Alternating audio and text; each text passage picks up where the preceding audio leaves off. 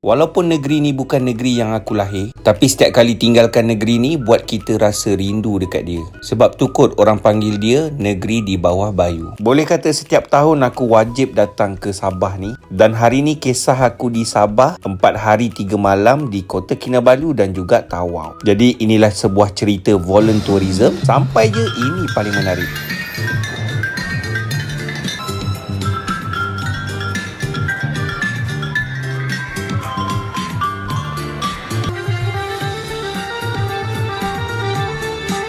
Serius aku cakap, mana-mana orang Sabah yang aku jumpa bermain muzik, memang suara diorang ni sedap dan diorang ni memang kreatif tau. Dulu aku ada seorang staff, suara dia pun sedap. Memang betul lah orang Sabah ni suara dia sedap. Lagi satu yang aku suka pasal Sabah ni, orang dia ramah-ramah tau. Macam driver Grab ni, ya Allah, macam-macam dia cerita tempat menarik, nak makan dekat mana, semua dia cerita. Kita pun layan je, memang terbaik lah brother. Kalau korang kenal dia, korang tag je dekat komen. Dalam perjalanan ke hotel kami, boleh nampak bangunan UTC dekat sini. Ada bangunan Petronas juga dekat sini. Dan sebenarnya banyak juga bangunan-bangunan bersejarah dan juga monumen-monumen yang ada kat sini. Kalau korang sampai kat Bulatan Sembulan ni, korang akan nampak replika sebuah masjid. Inilah dia Masjid Sembulan, merupakan masjid negeri Sabah dekat sini. Kali ni tak sempat pula singgah, lalu je. Tapi insyaAllah one day kita akan singgah. Tapi aku tengok bangunan kat Sabah ni unik lah. Tak tahu nak cakap macam mana. Dia lain-lain bentuk tau. Tu yang menarik. Jadi hari pertama kita check in dekat Dreamtel Hotel ni. Nak tengok tak dalam